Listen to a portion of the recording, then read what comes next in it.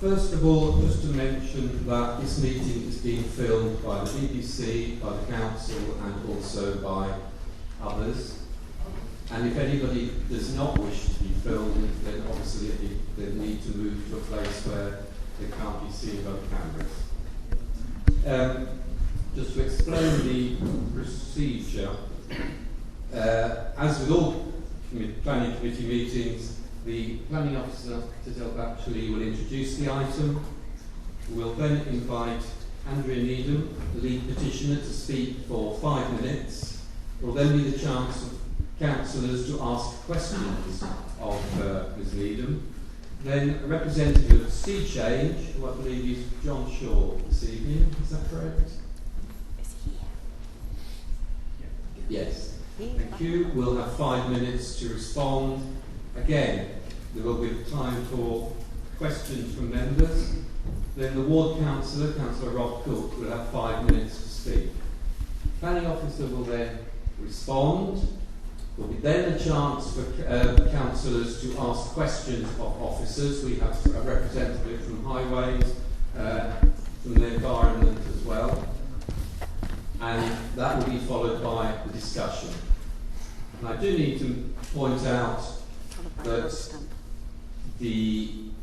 as with all council meetings, councillors and petitioners and officers are the ones who speak.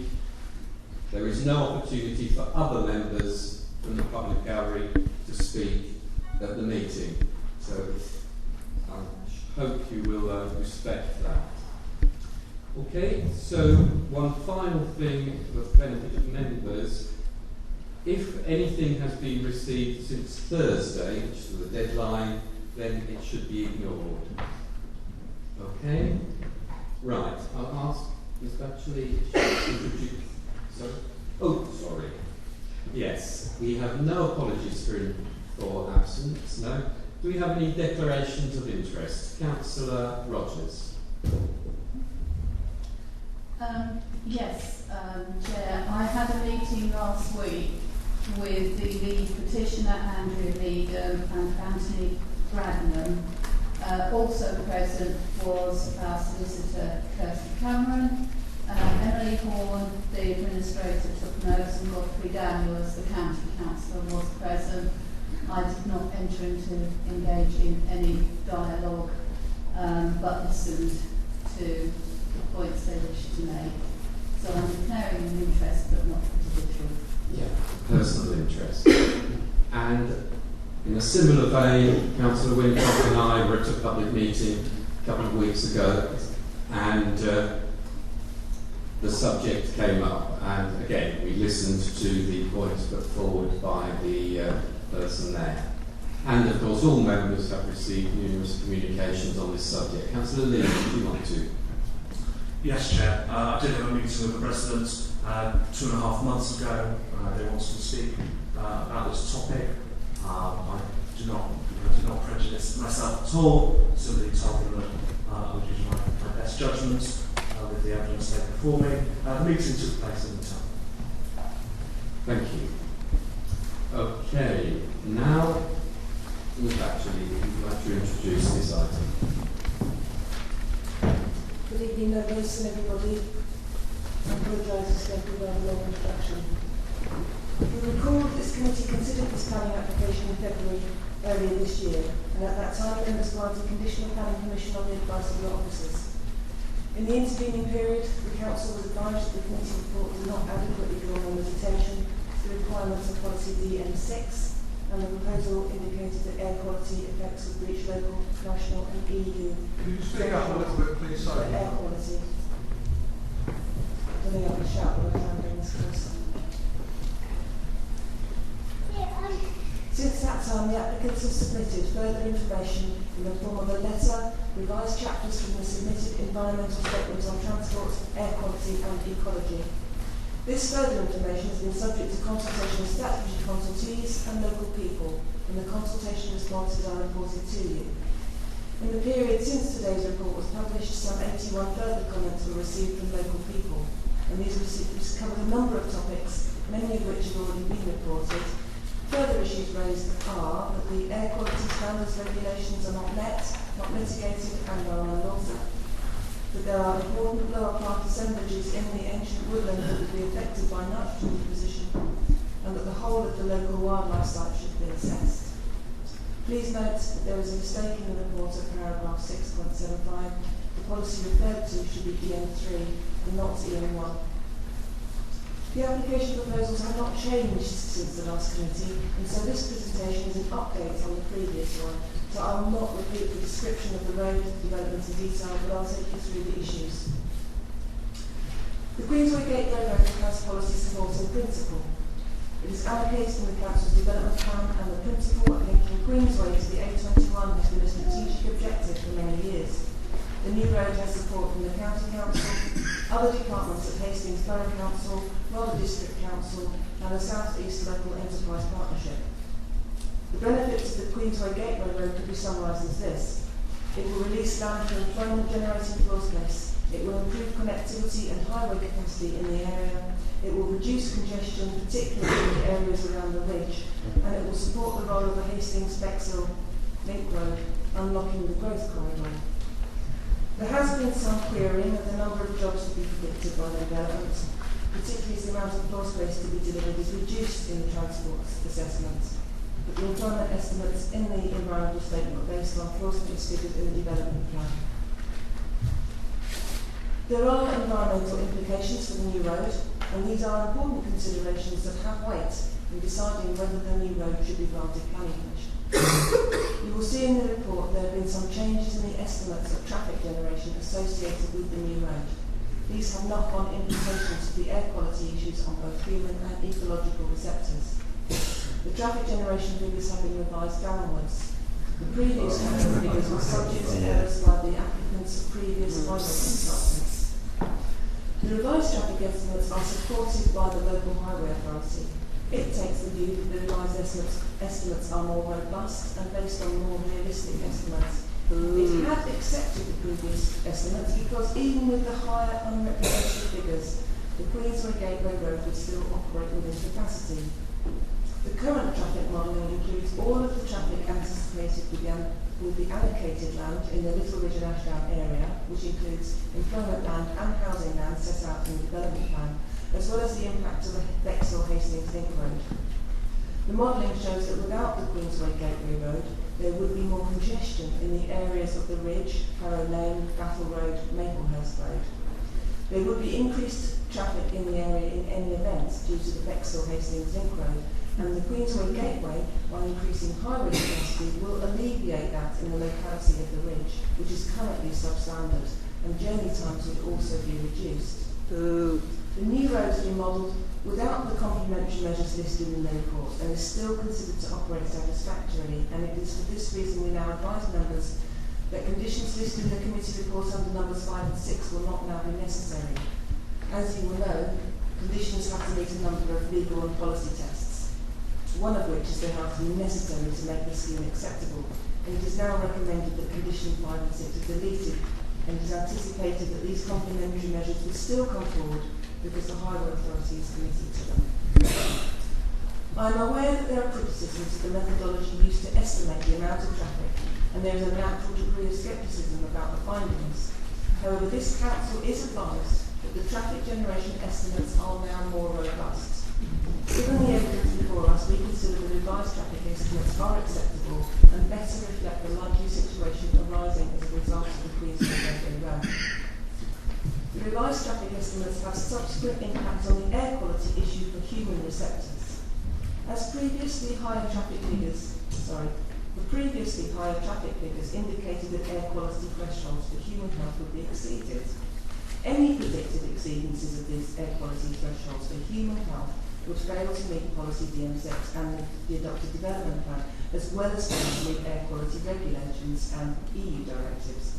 But because the traffic estimates are now lower, there is now no predicted exceedances of air quality thresholds for human health receptors. At some of the receptors, the air quality threshold is close to the maximum levels, but they are not predicted to be exceeded. Oh, that's all right then. We are aware that the baselines, the methods and the results have been criticised by many local commentators. For nitrous dioxide and particulates, DEFRA background concentrations are used as a baseline onto which modelled effects of emissions are added.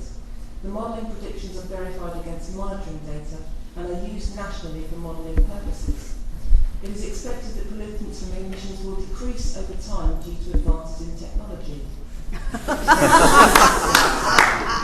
Brilliant. Council has sought the advice of ACON, an independent environmental consultancy who has considered the criticisms in the latest objections and confirms they are satisfied with the methodologies used by the applicant's consultants.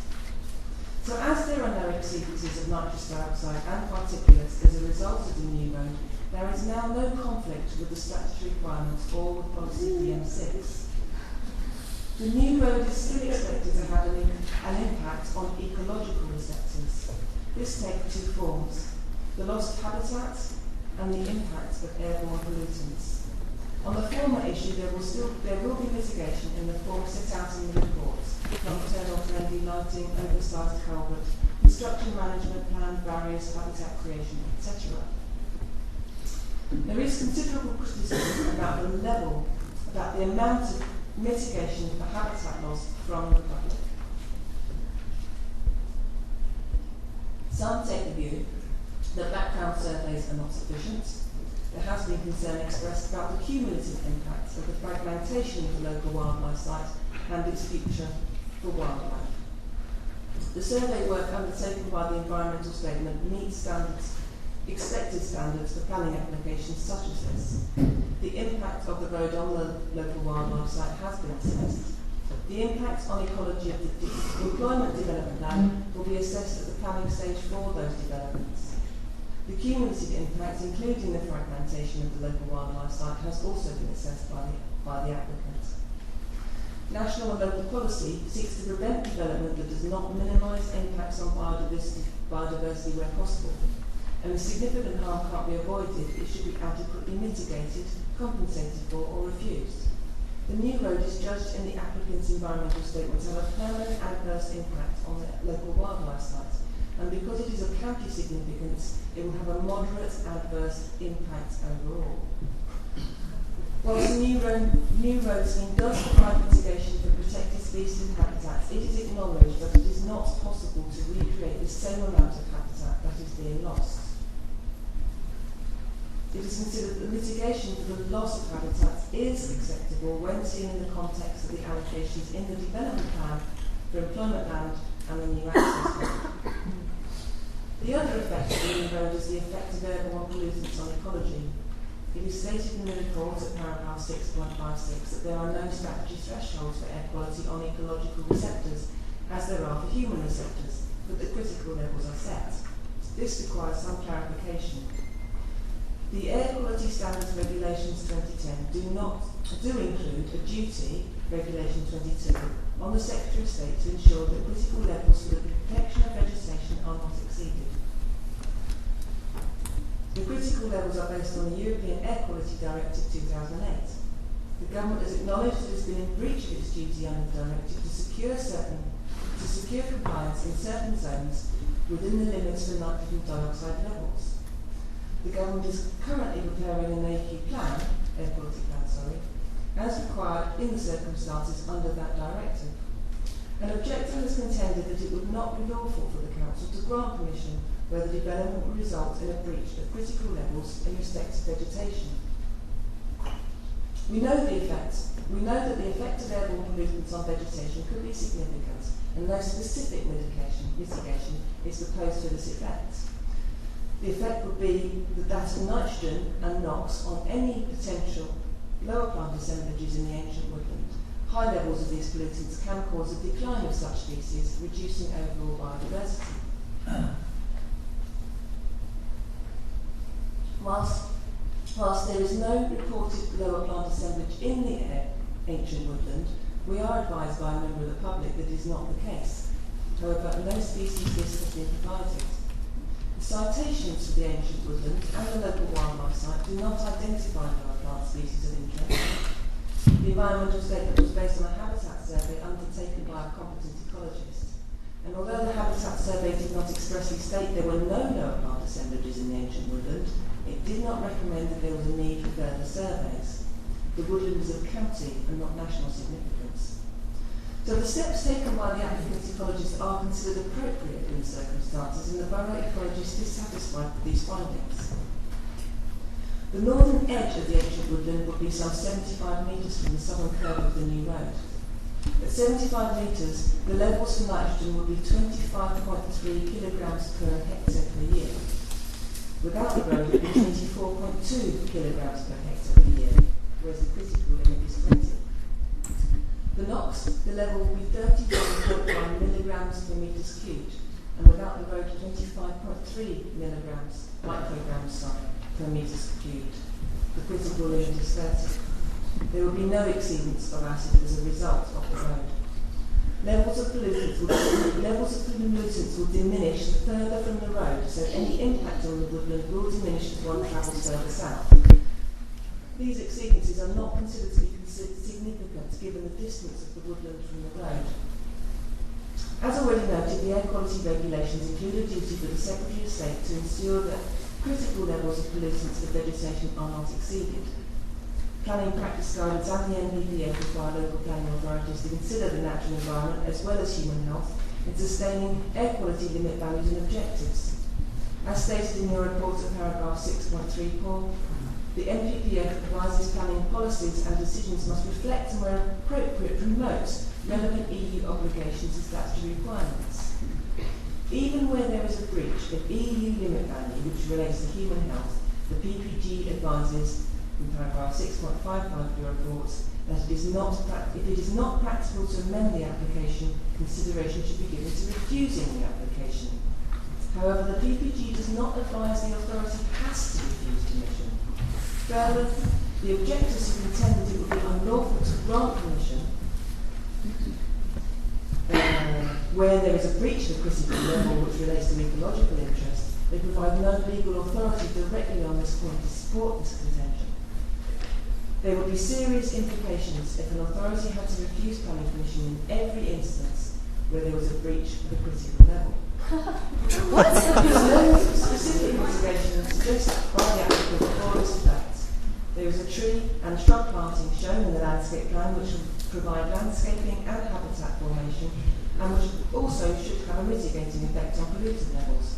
But the question comes back to whether the relatively low levels of pollution that might affect lower plants in a wood of local significance can be weighed in the balance of the new road, or whether, because limit values are predicted to be exceeded, a development is open to challenge as a result. The legal advice is that currently there is no direct legal authority that indicates the authority is barred from doing so, provided it is on the correct basis set out in the report and here today. To summarise, there is clear and long-standing policy support for the new road. It forms part of the development plan and its benefits include the reduction of congestion and improvement of local road capacity around the ridge, the release of allocated employment land for development and the support for the growth corridor in the area. The new road will have a wider benefit to the locality than solely unlocking development land. The environmental implications, particularly the air quality impact on vegetation, needs to be taken into account. The mitigation for the loss of habitats has been addressed and considered to be acceptable and in line with good practice. As air quality critical limits for vegetation are predicted to be exceeded, consideration should be given of whether this committee should refuse the application. It is your opposite opinion that the benefits of this development with mitigation outweigh the harm to ecological interests, and I recommend that planning permission should be granted, subject to the conditions listed, except numbers 5 and 6. That's all right then, isn't it? Thank you. As long as we're all right. Yeah. Mr. Batchelor, if you'd like to add a few words. Thank you, Chair. I just wanted to add that in addition to the deletion of 5 and 6 that Giselle was mentioned, there were some errors in the condition numbering in the report. So any members that are minded to recommend that the application be approved, conditions as they stand currently, the numbering will need to change. But conditions 3, 16, 17, 18, 19 and 21 all make reference to a condition 24, which is about the phasing of the development. And those conditions will obviously need to be amended to make reference to the correct numbering if approved. And also, note number 5, note to the applicant, that is, refer to conditions 4 and 10. That will also need to be amended to make reference to the correct numbering of the application. Well, I'm glad everybody understood that. Ms. Needham's, you'll come up to the microphone here. Take a seat.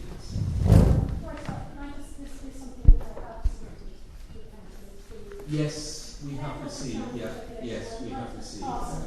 Well, no, you can't pass anything round. No. It's already been rejected. Exactly. So, can you?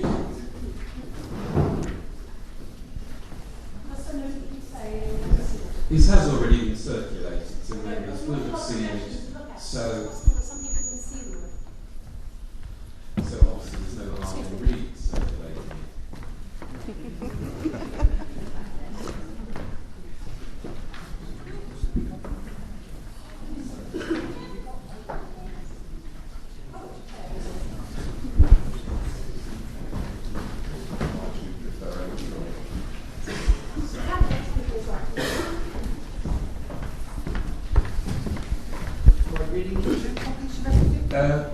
Okay.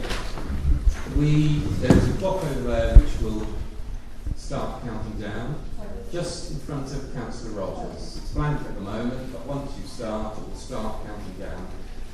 You press the button on the microphone whenever you're ready and start in your own time.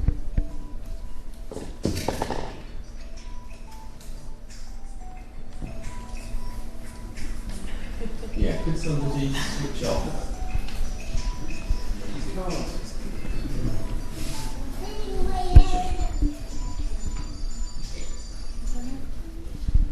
Thank you.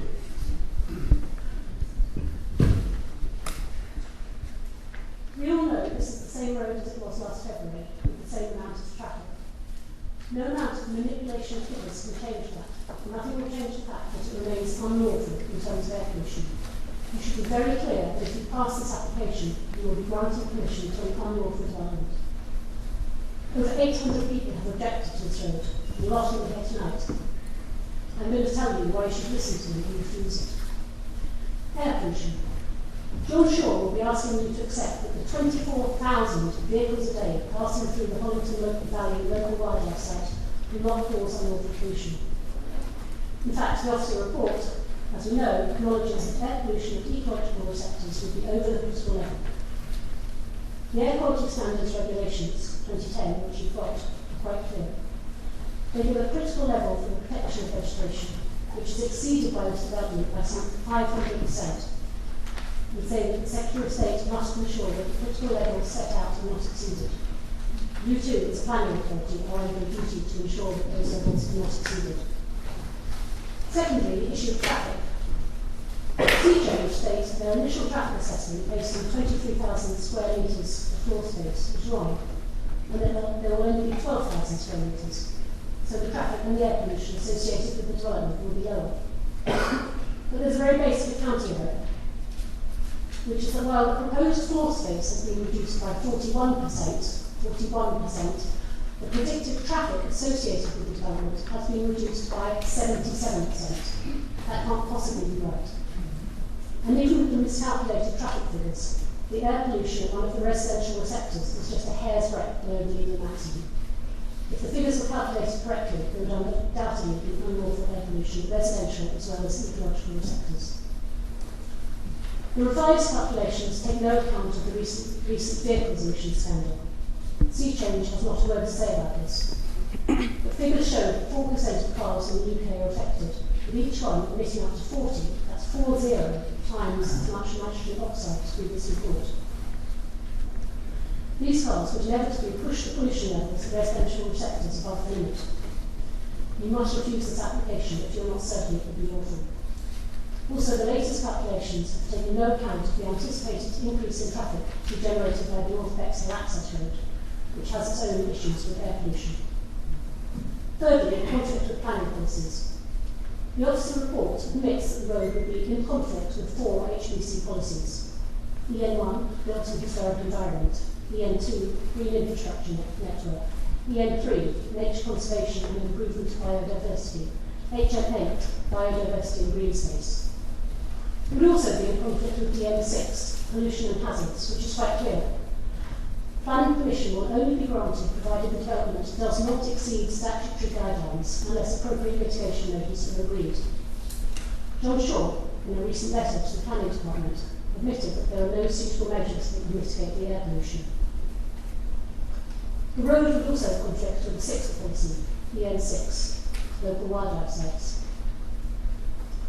This states that development proposals within or adjacent to local wildlife sites will only be permitted where there is a local need which outweighs any harm to the nature conservation interest. The local need is claimed to be the need for employment land. Sea Change originally claimed that this site would create 1,370 jobs.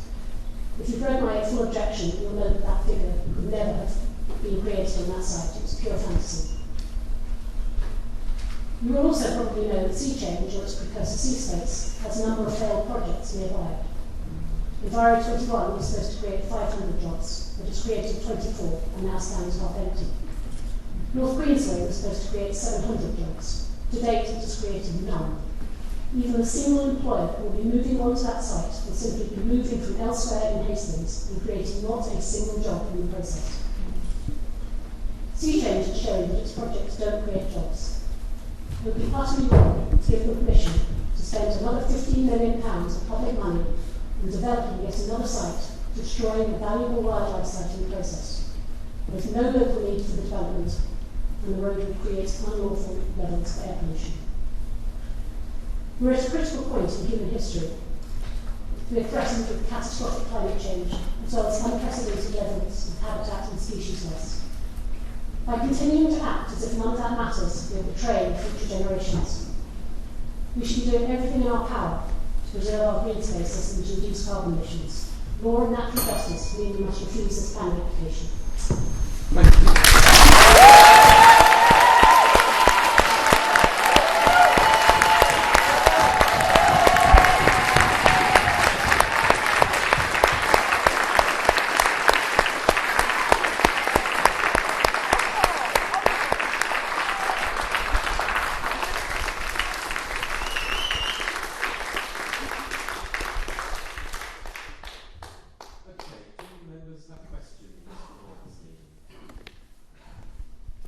Councillor Lee. Thank you, Chair. Thank you for your presentation. I know it's not easy to go and speak like this. You mentioned there about wildlife sites and the value that as a wildlife site.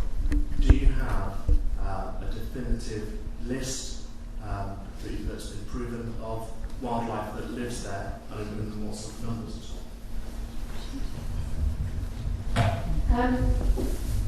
As part of the planning application, Sea Change submitted the environmental statement and the designation report for Hollington Valley. So when it was designated an SNCI, which is now a local wildlife site, a report was written, and if you look at that, it makes it very clear. It's described as one of the best wildlife sites in Hastings. It's described as a major wildlife corridor. It says it is invaluable and irreparable place. It has very rich meadowlands. It has protected species, including dormice, bats, badgers. It has a lot of reptiles. It has a lot of lower plant assemblages, which one can argue about, but which means lichens, liverworts, mosses, which are very important. It's a very rich site. It has ancient woodland on the side of it. And it's a site which people have been using for decades. I met a man there last week who said he'd been walking his dog there for 40 years. And it's a very, very special site. And I think you need to think very, very carefully before you agree to grant permission for a road with 24,000 vehicles a day going through that site. And then the site to be covered in concrete for more business parks, which we don't need. Thank you. Councillor Wincott. Thank you, Chair. Good evening. I want you to imagine that the application is off the table. It's not going to go ahead. And the link road opens. When? We still don't know. No. Right, okay. So it will actually open. Good. Somebody's travelling from Bexhill to London, and they have to use the Ridge West and then right turn into Junction Road at peak periods. So there will be huge queues, massive queues. Now you and the campaigners have done loads of research, we've received loads of correspondence, so I'm guessing that you're in touch with lots of experts.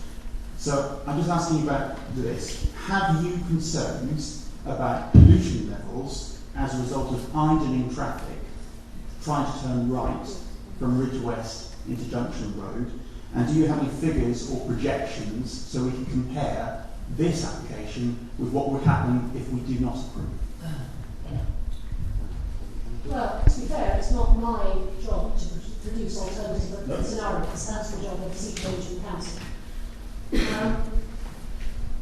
My interest is in this site and Hollington Valley Local Warehouse site. We know that there are going to be unlawful levels of air pollution. In terms of what will happen when the Lake Road opens, I think none of us can say. Obviously, I think the Lake Road was a huge mistake, which has caused a tragic loss of habitat. And I think that the County Council and Borough Council could have done vastly more to have reduced demand for roads. Because you can't just keep saying, we'll build more roads. You know, people can drive and then we'll build more roads. More people buy cars and then we need more roads. Because it never stops. At some point you have to say we have to reduce the demand. We have to have proper, sustainable, decent public transport. We have to get people out of their cars because we're in a critical situation here with climate change. And we cannot just keep on building more roads. And I don't know what will happen to that traffic, is the answer. What I do know is that this application is unlawful, and you should refuse it. Not only because it's unlawful, you should refuse it for the sake of your children and future generations who are losing their spaces and they are affected by appalling scenarios of climate change. And at some point, somebody has to put their foot down and say, enough.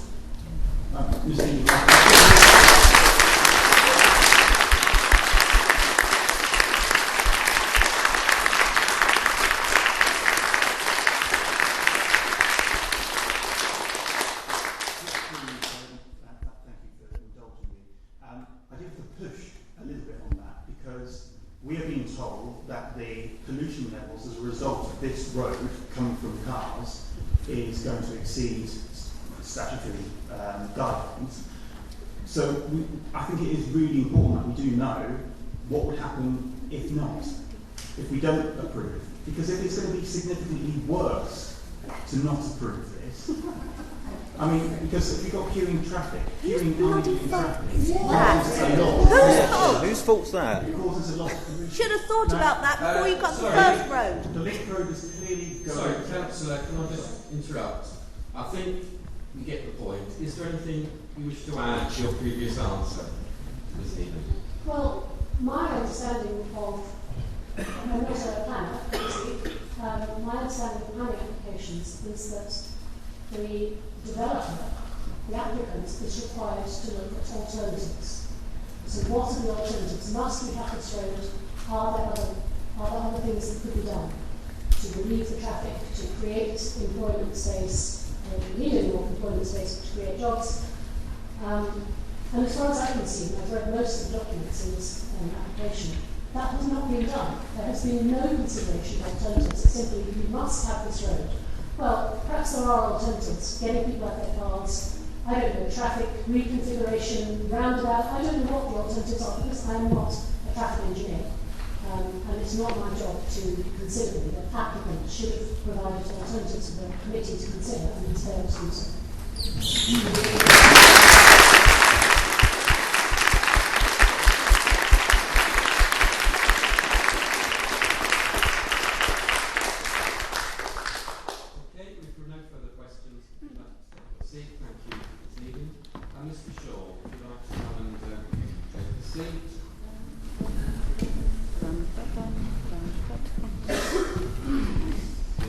And the same applies. You have 5 minutes to speak. Start whenever you're ready.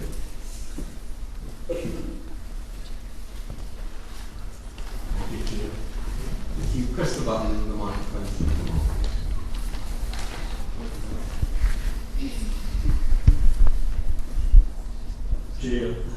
responding to a number of the key points that have been raised, including in the life of Dr. Judith Clark of the 15th December 2015, and I think that probably encapsulates a number of the key issues. Firstly, we deal with employment land supply. Paragraph 1 of the letter of Dr. Clark. Can you speak up, please? I can't hear you. In paragraph 1 of the letter of Dr. Clark, it is argued that there is no requirement for further employment land to be served at the Queensway Gateway Road. However, the purpose of the planning system is to plan and provide for future requirements. The current allocations that will be directly opened up at the Queensway Gateway Road are contained in policies LRA 7 and LRA 8 of the adopted Hastings Development Management Plan. These allocations were made following an evidence-based assessment and public inquiry prior to adoption by Hastings Borough Council. The allocations were based on Hastings Borough Council's Employment Strategy and Land Review, published in 2008 and further updated in August 2011. This document was produced in accordance with Planning Policy Statement number 4 and identified the need for net business floor space of 68,571 square metres, gross business floor space for joint sites of 82,285 square metres. Queensway Gateway Road also performs a strategic function of serving as an important element in the A21, A259 Hastings Bexhill Growth Corridor, comprising Queensway and its various employment allocations, the Bexhill to Hastings Link Road, and the North Bexhill area, which serves a wider business and community in East Sussex. Queensway Gateway Road therefore occupies a pivotal role in both Hastings Borough Council and Rotherham District Council, realising the housing and employment requirements, increasing connectivity and reducing congestion along the ridge. The figure of 23,000 square metres referred to Dr. Clark's letter was previously only used for transport assessment to reflect a theoretical worst-case scenario if LRA 7 and 8 sites were developed to the maximum possible density. However, this is an unrealistic figure in planning terms, as the alterations in HBC's development management plan limits the employment area to 12,000 square metres. The transport assessment now submitted reflects the realistic policy position of 12,000 square metres. The project, as a socio-economic chapter of the environmental statement demonstrates, has been assessed on the basis of a maximum of 12,000 employment for the now allocated LRA 7 and 8 sites, and not on the basis of 23,000 square metres, as was alleged in Dr. Clark's letter. The ecological assessment of the Hollington Valley local wildlife site. Dr. Clark's statement that the ecology assessment fails to recognise the Queensway Gateway Road will affect the Hollington Valley local wildlife site, including by fragmentation, is not correct.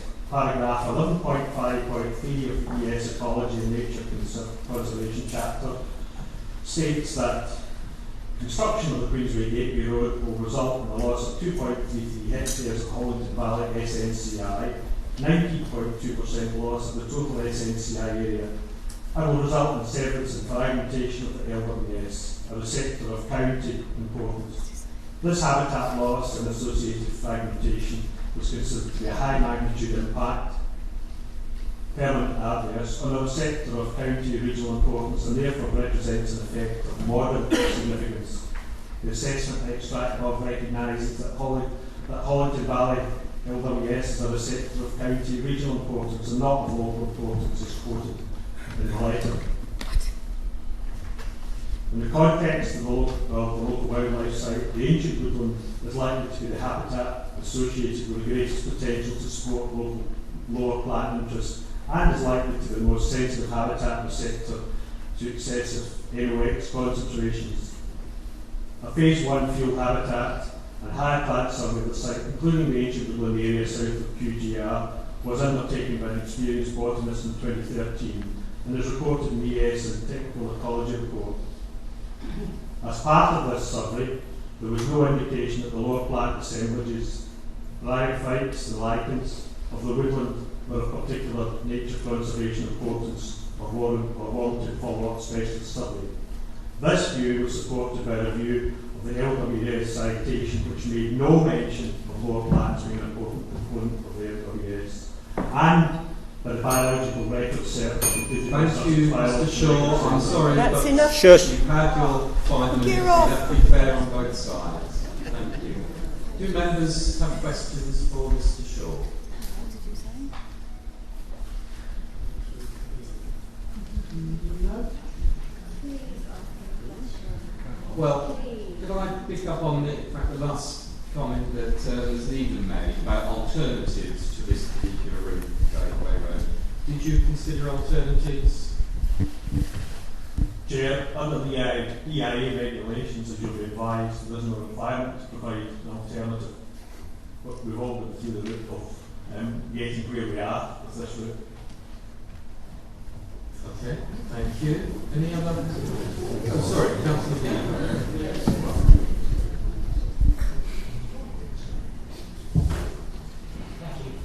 Thank you. Good evening. The previous person stated that there was a number of buildings that were currently unoccupied at the moment, including Queensway, part of the Queensway development. How would you comment on the fact that more buildings and more industrial areas could be built in the future because of this? And do you think that they will be occupied over time? Firstly, I would reiterate what I said earlier. The level of employment, land supply, and of buildings that's required is something that your statute is duty to produce an evidence-based requirement for. So that's the answer, is for the evidence-based lies for. In terms of the buildings, I'm not aware of any buildings on Queensway that are presently unoccupied. Could you say that? Oh, brilliant. Okay, Councillor Edwards.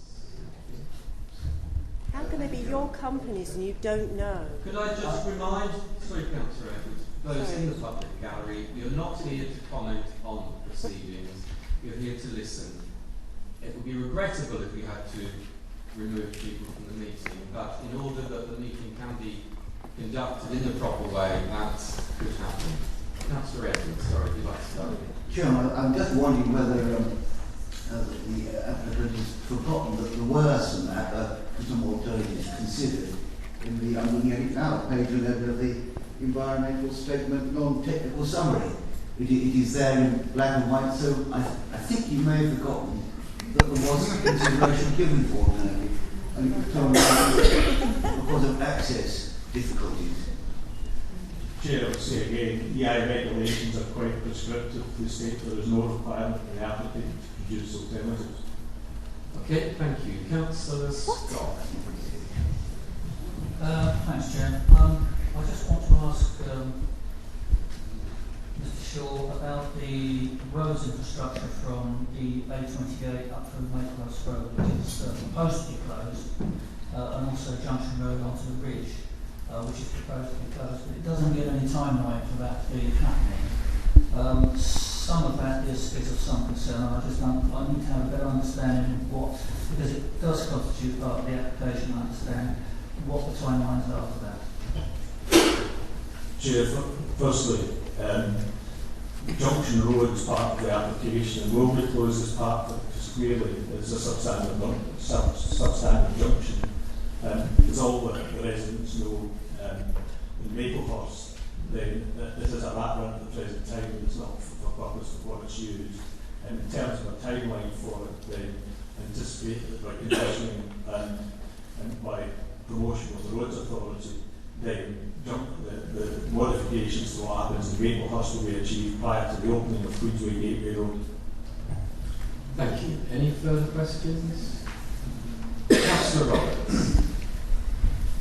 Thanks, Chair. Just to follow on Mr. Shaw, I'll just try and get through my head. The junction road is closed. Maplehurst Road is more traffic coming in already.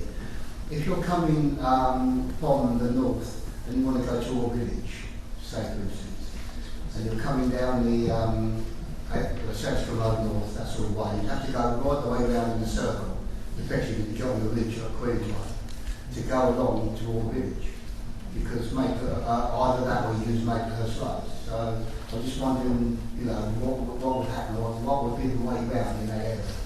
the traffic measures won't allow you to get through Maplehurst Road. No. So the anticipation is that you would be round the loop and back up onto the ridge at the Queensway Ridge Junction, West Ridge Junction.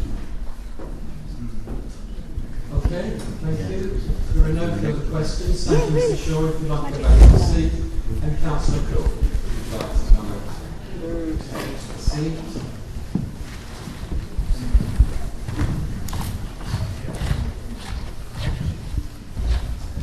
Thank you. I think you know the procedure, so if you'd like to start whenever you're ready. You have 5 minutes and no questions.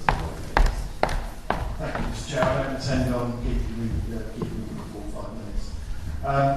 If I can start by saying, on a lot of issues in the past, I've agreed with many of the people who have sat behind me. I'm afraid on this one, I don't agree at all. And the reason for that is that I have represented now Ashdown for 13 years. And I know that this area and this particular junction of the ridge has been so troublesome. For me personally, page 14 of the report, paragraph 612, and the third bullet point is the key point, the relieving of some of the congestion along that area. We have seen over recent weeks in the Ashdown area the problems that are caused in just a few short days, over just a few short days when we have roadworks. The link road is due to open tomorrow, and then we will have hundreds, if not thousands, of cars a day pouring onto the ridge. Without the Queensway Gateway, this will become the largest car park in the southeast. I'm no expert on air quality, however I do not think that a car idling on the ridge, stuck in traffic, will in any way improve the air quality for residents in that area. I know that Rambler coaches have raised concerns actually about the Queensway Gateway, and I would just like to address that, and they are very worried about how they're going to get their coaches out onto the new Queensway Gateway, and if that can be answered or looked at in terms of a condition, I think we'd all feel much better about that. Residents on the ridge and in Maplehurst Road especially, I remember Phil Scott was actually dealing with Maplehurst Road when he was still the county councillor for Ashdown and Hollington some 15 years ago. They have suffered with traffic for a very, very long time. And the actual mitigation that will go on at the bottom of Maplehurst Road will bring relief to residents who have put up with traffic problems for many years.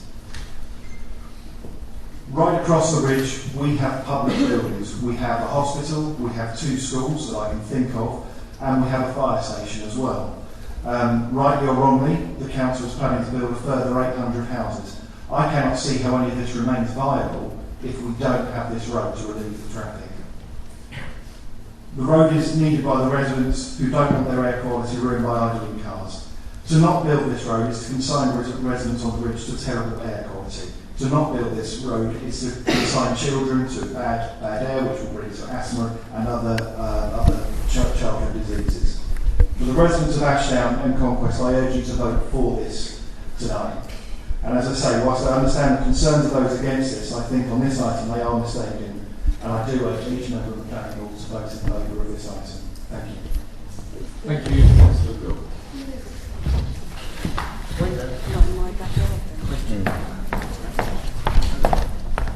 Right, now, Mr. Shelley, do you have anything further to add? Will you stop?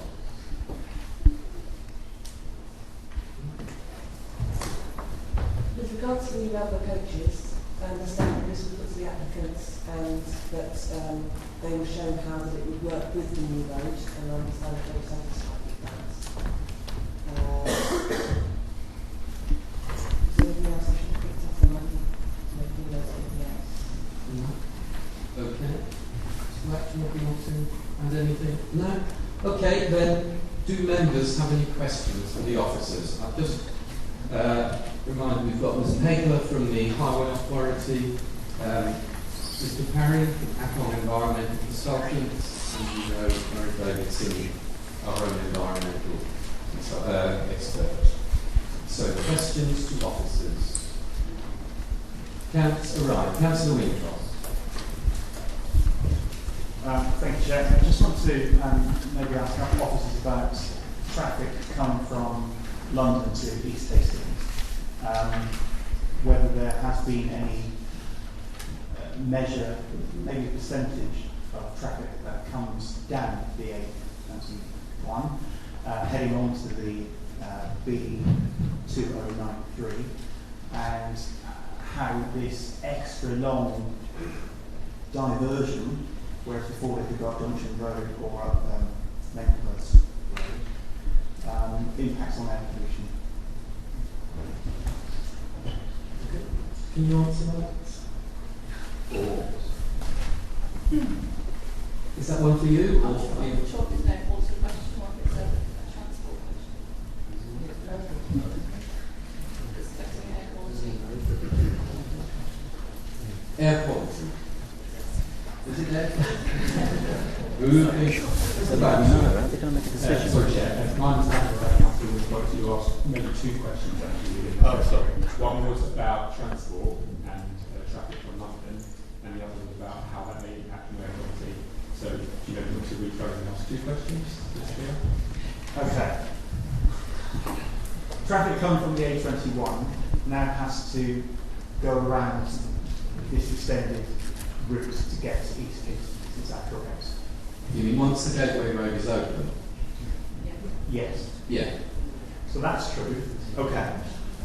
Has there been any modelling as to the increased emissions as a result of this? Right, because these vehicles will now have to travel further to get where they're going. Has anybody going to answer? Or is Well, the modelling that's been done has taken into account traffic movements throughout the area, so the answer is yes, that it would have included, the modelling that's been done included all of those new traffic movements and the redistribution of traffic around the network as a result of the gateway. Okay, Councillor Scott. Thanks, Chair. I wonder if this is for Mr. Davidson, actually. In terms of inadequate ecological submissions, can you just expand on that, please? Because that's not you saying that, I guess, but it's others saying that. It would be helpful to have a better understanding on what you've actually got in terms of wildlife on the land, individual species, if you like, and what impact it will be on those particular species. Sure, that's lots of questions.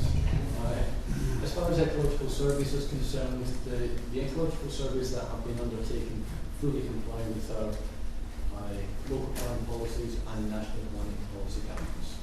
So I'm satisfied with the ecological surveys that have been conducted to inform this have been conducted accurately. Yeah, what I'm asking is what wildlife we have there, what's the true value of the ancient woodland in terms of wildlife and ecology, and how we're able to list all of those species that are there, and have a better understanding what the impact would be of any development on that. The species that are found are indicated in the consultant's submissions, so they have given us a list of species that they've found throughout their ecological surveys. And they've identified the ones of particular significance that are protected species that require particular mitigation. So again, they have provided us with a suite of information. Answer the question. Can you put the microphone nearer you? I can't hear. Okay, thank you. And can you answer the question? Right, Councillor Scott, do you have any?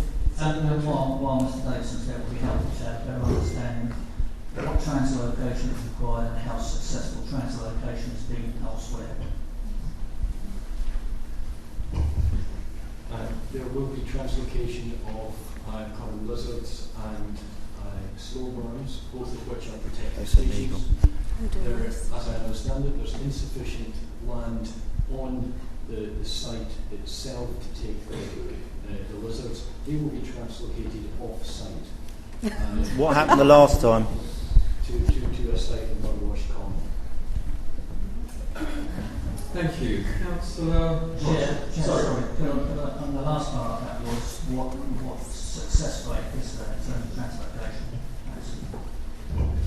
Translocation is an option of last resort, Chair, and whilst we have developers have undertaken translocations from developments in the borough, sometimes we have got no indication as to how successful they have been because they've been undertaken by private developers. Exactly. Okay. Councillor Rogers. Thank you, Chair.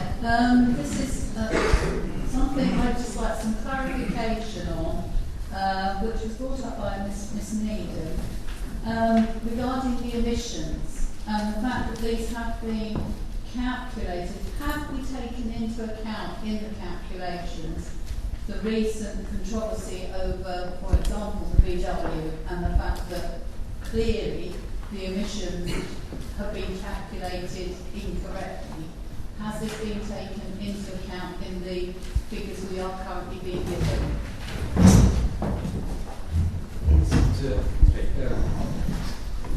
My understanding is that the calculations would not have taken account of the VW scandal, and DEFRA in particular have already said that they do not believe that it will impact upon the emission levels across the country.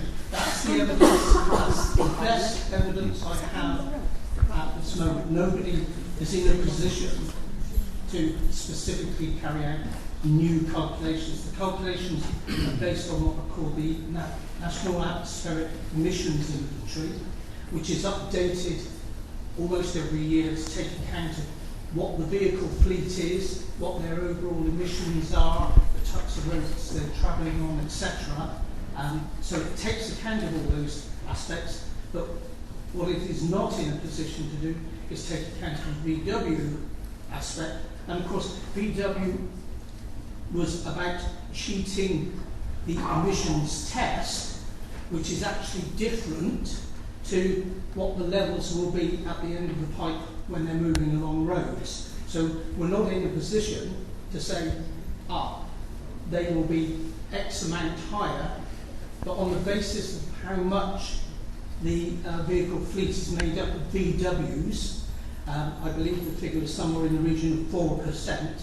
I wouldn't envisage that the predictions would go up to such an extent that the air quality limit values would be exceeded at sensitive human receptor locations.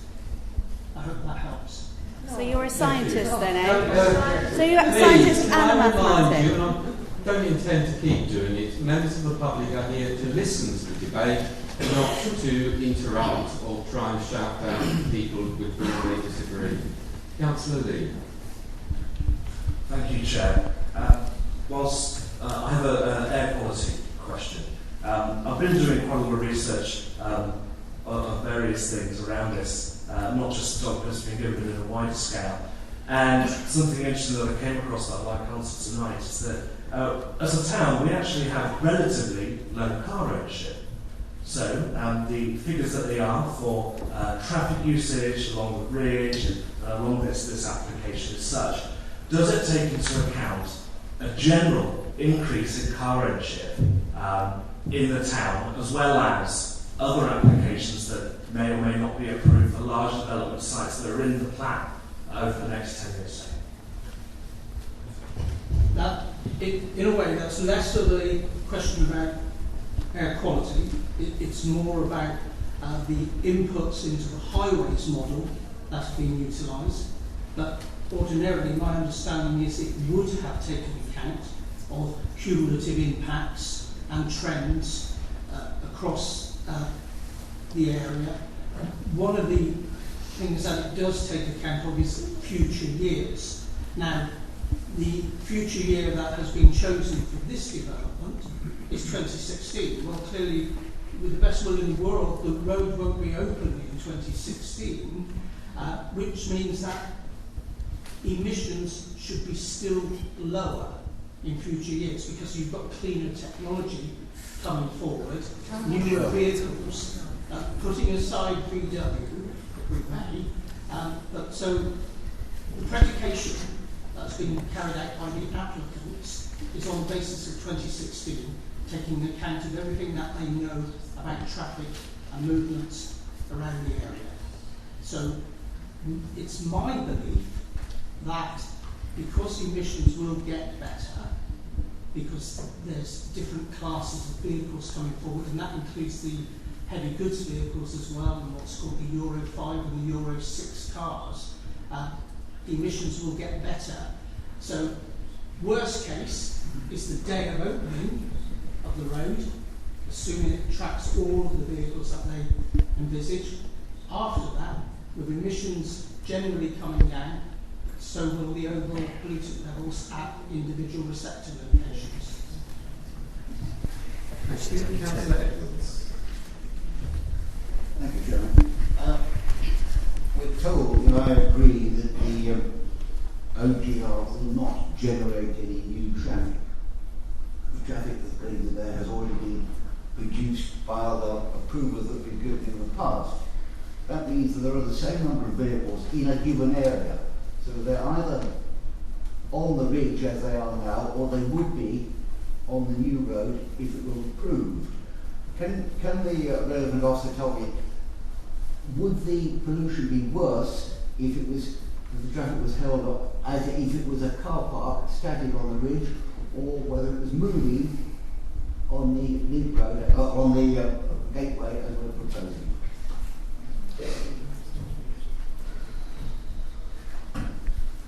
We're trying to fight over who actually answers. From an air quality point of view, the way emissions work is at low speed you get high emissions. At very high speed you get high emissions. Somewhere in between, round about 30 miles an hour, is where you get your minimum emissions, particularly nitrogen dioxide. So wherever you can engineer a highway solution which reduces congestion and reduces overall pollution because of that, and allows the traffic to freely flow, then that, just in itself, should improve overall pollutant concentrations. Thank you. Councillor Beaver. Thank you. Just to clarify one point, you said that at 30 miles an hour a car moving produces the lowest amount of emissions, and you said that at a very high speed and at a very low speed it produces higher emissions. Does the very low speed include an idle car standing still? The answer to that is yes, it does. Effectively, the emission curve you can think of as almost a U shape. So, as I say, in that middle range, around about 30 miles an hour, is where you get the least emissions. Clearly, if you had speed limits that were a lot higher, you know, if you encouraged everybody to do 70 miles an hour on the roads around Hastings, then emissions would go up, but that's never likely to happen. So, yes, when traffic is at very low speeds or just idling, that's when the emissions are worse. Thank you. Councillor Rogers. Thank you, Chair. It's just picking up on that, this low emissions at 30 miles an hour. Concern for me is there are 3 roundabouts on that big road. So the option of getting up to 30 miles an hour is going to be very limited on that, what is a relatively short span of road. So surely the emissions are going to be higher. Having said that, I fully accept that actually currently, as the area is, we're probably not going to do much more than 30 miles an hour anyway, but is this going to make that much of a difference? My understanding is that it should, because it will reduce fueling traffic. Effectively, you've got 2 substandard junctions, and I've driven through them both. So I know I've queued on both of them to try and get out, well, to turn right on one off of the ridge and then to come out of Junction Road to come down into Hastings. So I know that even what I would call out of peak hours, 2:30 to 3 o'clock in the afternoon, traffic is queuing there. Roundabouts, appropriately designed roundabouts, should improve the flow through those junctions. Thank you. Councillor Wincott, another question. Yeah, thanks. The statistics on which we base the emissions and the U shape, isn't it fair to say that in Hastings, because we have we're poorer, that the cars are less green, so that U is actually higher up. So we have more emissions in Hastings because you need to spend quite a lot of money to have a greener car. There may be a case. I don't know, because I'm unaware of the car ownership trends within Hastings, so there may be an issue about the extent to which people continue to use technology which is less new, and therefore the emissions may be higher. Bearing in mind that this is all about 2016 as well, so it's not predicting for lots of electric vehicles in the future, etc., or people using hydrogen cells or biofuels or any of these aspects. It's about what's there now. As far as predicting pollutant concentrations is concerned, it is general practice, as approved by DEFRA, to use the National Atmospheric Emissions Inventory for the area. And so it can't take account of the particular demographics of car ownership in this area, but that is the approved methodology. Thank you. Thank you for that. Okay. If there are no further questions, we'll move into the discussion. Who would like to start us off?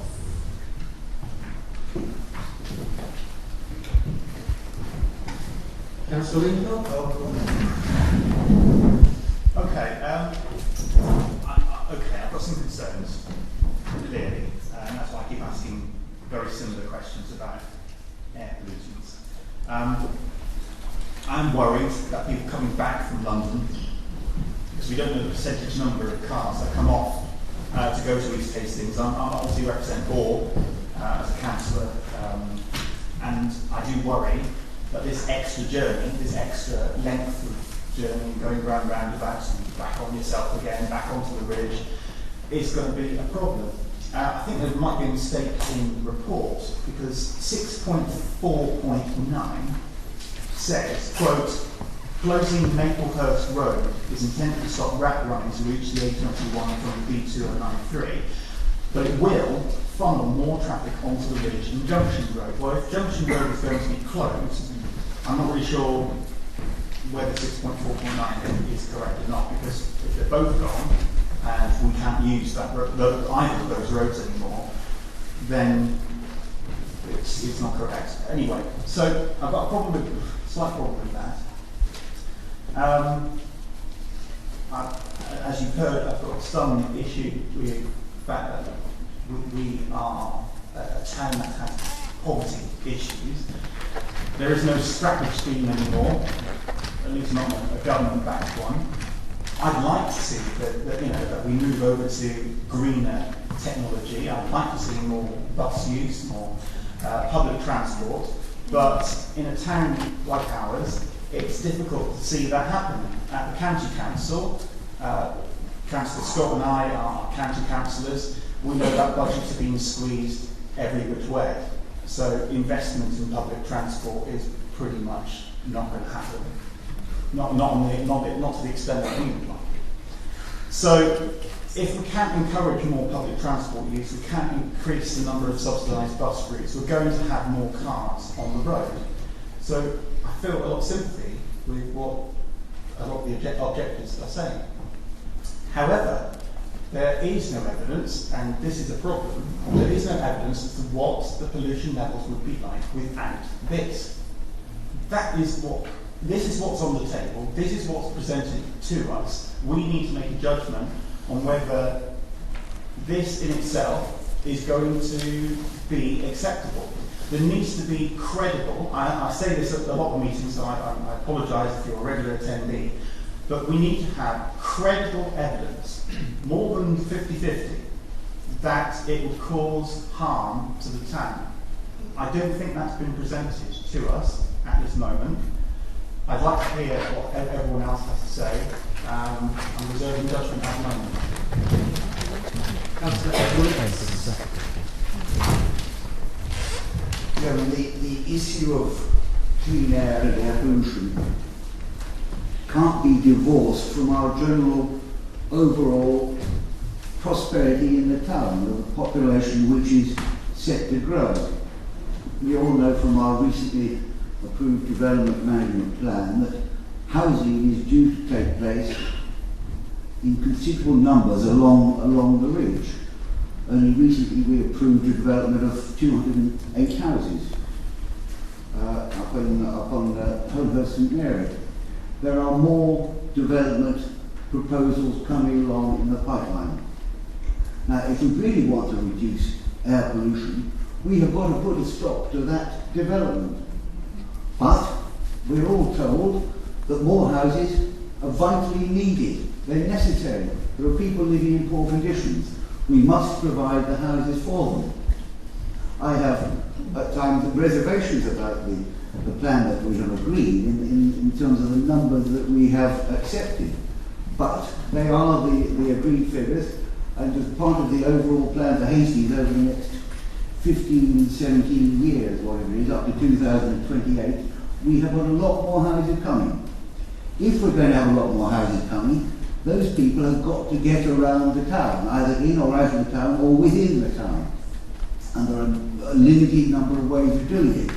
We're approving developments where there are very limited availability for public transport. We've got the Beachy Head estate. But there are no buses down there. If you live there, you've got to use a car.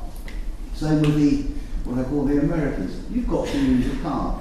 Now, if we're going to be realistic about air pollution, we've got to put in means of getting people around in a clean manner. At the moment, we're not doing it, and I can't really see any sign of doing it. And that means we've got to use the main arteries that we have in existence, the main one being the Ridge, Tilleston Road and Battle Road. And if we allow those roads to be completely clogged by sheer volume of traffic, not just internally generated, but coming from London and coming from Bexhill and coming from the east, we will all stand still, our prosperity will die, our pollution will get worse and worse, and we will all be looking very silly at the end of it. We'll be saying, oh, we've got clean air, but life has come to a standstill. I'm afraid we can't really look as representatives here looking ahead. I don't think that's a situation that we can tolerate. So, Chairman, I shall be supporting the proposal as it's laid out in the Are you proposing? I'd be prepared to propose it, Chairman. With, as was suggested, the deletion of conditions 5 and 6 and the renumbering. Yeah. Okay. Is there a seconder for that? Councillor Beaver. Do you want to speak now? Or? I was at the right, Mr. Chairman. Okay. Councillor Dowling. Next. Yes, thank you, Chair. I have, it's an open debate, so I will put my point forward. We have in this town now so much traffic coming in and out of this town. Can't hear you. We have the traffic coming in and out of this town. And one of the worst places is coming back up from London, up Edmonds Hill, up onto the bridge. Up onto Silverstone Road North. That is created by the right-hand turn into Junction Road. When you've got traffic going out, they don't give way, and you're stuck there. They're stuck there for hours, and we end up with statutory vehicles right way going out to the hill, right way back down to the lane, which is doing irreparable damage to the environment throughout our countryside. So we have got to do something, and I do not see any other way forward except the gateway. Thank you. Councillor Lee. Thank you, Chair. I've really enjoyed the debates on this tonight. I think a lot of the questions have been asked and answered. I've spent a lot of time looking over all the information that's been presented to me, and I do have some serious reservations about the long-term effects that this road will have. As has been pointed out, since 2016 is the sample year. One wonders what 2036 will represent. However, we're not taking a holistic view of the pros and cons of this. it is with a heavy heart that I find myself supporting it, and I will be voting for this indeed. Thank you. Councillor Roberts. Thank you, Chair. Yes, I've listened to both sides. Major interest, especially about the environmental impact that this road will have. I'm not saying could have, but will have. I also realise that the environmental impact the more traffic on the bridge will have, and traffic queuing on that junction, if that junction is still there. I do have reservations about the way that the traffic will get from London coming down the A21 and have to go around a complete loop. But obviously if the traffic is moving, that's far more better than it actually standing there on regular engines and standing in the queue. I don't see any other way of doing this. I've had a look at the maps. I've been over that distance the last few days and time and time again to look at other ways. I don't see any other way of doing this. And I understand about the employment ban. I also thank the officers for thinking that people at Hastings will be able to pull greener, cleaner cars in the future. I hope that does come true. But seriously, I don't honestly see any other way we can do this without causing a lot more environmental impact with cars in the ridge. Thank you. Councillor Rogers. Thank you, Chair. I still have major concerns, I do have to say. I use that road regularly because my job takes me out of town on a regular basis. To be fair, I don't get held up for that long, maybe 2 or 3 minutes, compared to when I have to drive in certain places of London and Milton Keynes where my office is, where I can get held up for 10 minutes. I have major concerns still with how much impact with the roundabouts, whether that is actually going to solve the problem. And I do believe I mentioned this when this came to us previously. I do have concerns. Those concerns have not been allayed. We do have more cars on the road. We do need to get round the town. I still remain very concerned that this way is not going to do it. And I don't think the figures that we've been given have put my fears to rest. I'm not sure I can support this.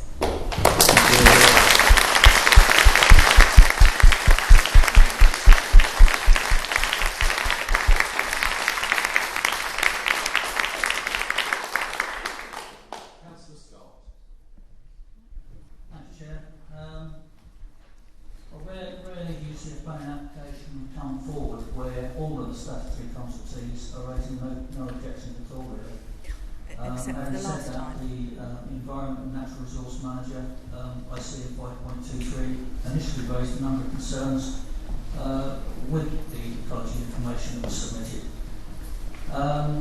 In particular, he talks about there's no explanation of how compensatory measures will be managed into the future and how those will be funded. I think that's still a concern.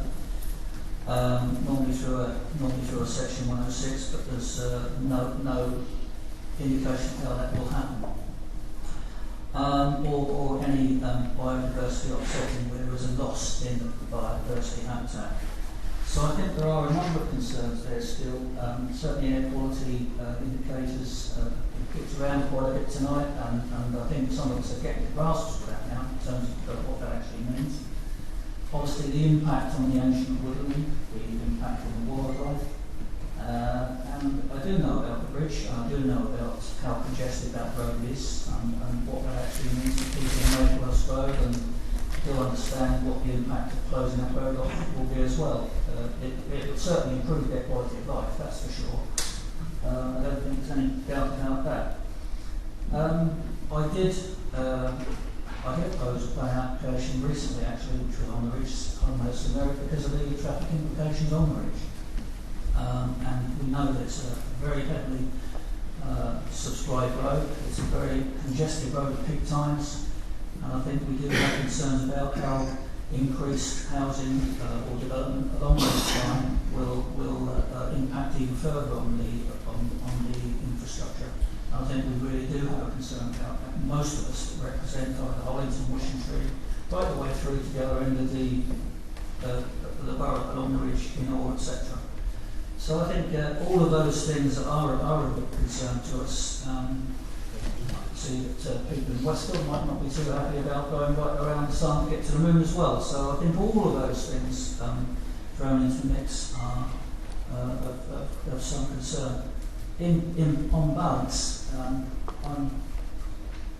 it really is an unbalanced one for me, because I am concerned about naturally all the green issues that have been raised, the issues around wildlife, ecology and so on and so forth, but equally the need to address some of those concerns about traffic implications along the ridge by building the road, I'm afraid, because that's exactly what probably building this Queensway Gateway Road would do. It would alleviate some of those traffic concerns along the ridge.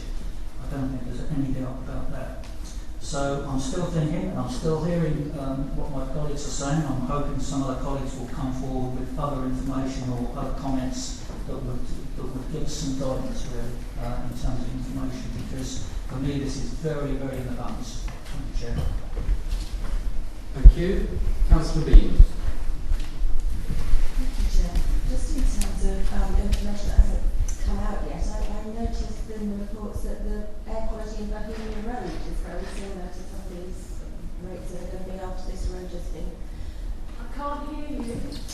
I'm just saying that we are a nation of car drivers, and air quality can be bad wherever you are. Well, that's all right then. Road came up on the tables that were presented in the reports, and the air quality was bad there. We are, this is something we are up against, and I don't disagree that we need to do something about car use generally. However, I think this road itself is a vital part of the jigsaw of the transport network, which is going to free up a lot of development that Hastings desperately needs, so I'm also supporting it. Thank you. Well, I'll just make one or two comments of my own. There's no question that granting permission for this road will involve a certain amount of harm to the environment. That's clear in the report. But as with all these things, we have to weigh up all the different factors.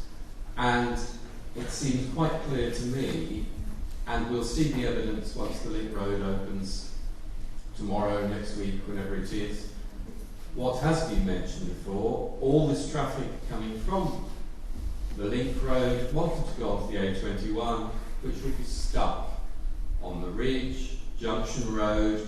We had, I think it was just last week, a couple of crashes on Junction Road caused because motorists were sick and tired of waiting and stupidly pulled out when they shouldn't have done. And that sort of thing can only get worse without this road. So I will be supporting this application tonight. Councillor Bean, you deserve the right. Thank you, Mr. Chairman. I have listened very carefully to all the arguments tonight, those who oppose this and those who want it built. And I have hopefully understood the arguments on both sides. Now, I did second this, and I still do second the building of the Queensway Gateway for a number of reasons. Do I believe it will reduce congestion along the ridge? Yes, I firmly believe it will. Will it actually ease traffic movement around that area? Yes, I believe it will. Well, are there environmental concerns that are there? Yes, I believe there are. However, what I believe is that the freer movement of traffic, certainly around the Junction Road junction, both at both ends of it, onto the ridge and onto Severston Road, the A21, will be mitigated a lot more by the Queensway Gateway. Now, like Councillor Rogers, my work takes me out of the town on a daily basis up to Tunbridge Wells, and I do travel back down the A21 both directions daily. And I have actually found that during peak hours you do get a delay at the Junction Road junction, which we try and turn onto it from the A21. And during peak hours, you can actually get cars standing idle, not only back to the Westwood turn-off, but much, much further down, sometimes even back to the Battle turn-off, and even further on. All these cars standing idle, running their engines, causing pollution. Now the problem I have is that this also happens at the junction between Junction Road and the Ridge. Now all these cars are standing idle. Now we've heard that a car moving 30 miles an hour causes less emissions than a car moving at 0 miles an hour or certainly at lower speed. Now if we take that into consideration, it would surely be logical to say that the Queensway Gateway, allowing traffic to move more freely, would therefore cause less emissions from that traffic. Like you care. Now, I understand that we do get very high emissions levels, and indeed sometimes does get very close to the limits that we are allowed. But what I believe is that this will alleviate the traffic, this will cause less pollution. And also, the one thing we are being asked to look at is the building of the road itself. Now, yes, one of the reasons may be in the future that industrial land may be developed, but that's in the future. It's not industrial. Who knows when that will be built? It may be built in 5 years. It was a woodland. It may be built in 10 years. It may be built in 20 years. But when those applications come before us, whoever is on this panel, in whatever guise, will certainly look at those with the same amount of and listen to both sides of the argument. Now, we're being asked to do the link. There won't be any countryside in 20 years' I will time. remind members of the public not to interrupt, please. If you wish to remain in the meeting, listen. We are being asked to approve the Queensway Gateway. We are not being asked to approve the Queensway Gateway and the subsequent building specifically of units of industrial units. They will arrive at some point in time, possibly, if, who knows when. We cannot predict that future as to when that will be, and we cannot prejudice ourselves by saying we cannot build this in the next 20 years, because each development has to be brought forward and judged on the merits of that development. So the question I ask myself is that will this link road reduce congestion? Yes. Will it ease traffic? Yes. And do I support it? Yes. Are you talking bollocks? Councillor Edwards, as the proposer of the motion, you now have the right to reply. Excuse me, I don't mind if you kick me out, but no one has Very, covered very the good. CO2. No one has covered. No, hang on. Just listen to this. You can kick me out. Just let him speak. No one has covered the CO2 absorbency capacity of the woodland. No one has. Oh, yeah, I'm going. I'm just getting back. No, I'm getting Undo his jacket, you goddamn Bully. Look, I'm going. Bully. We need to listen to the public. You're a bully.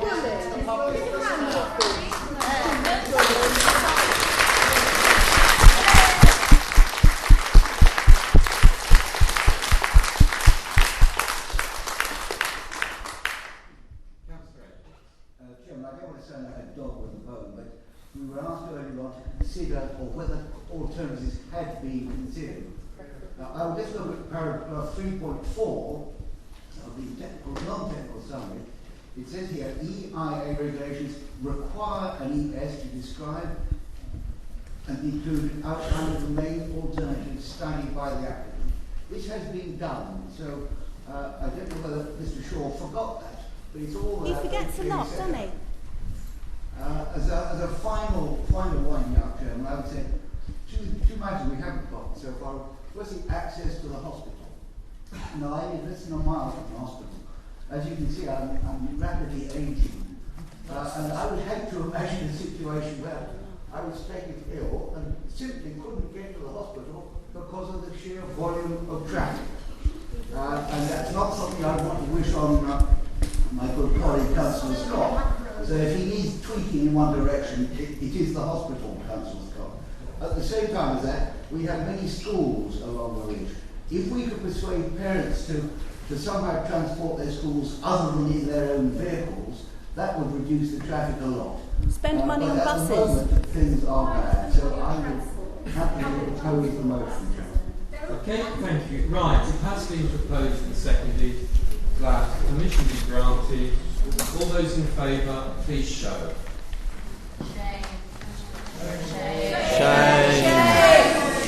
Shame on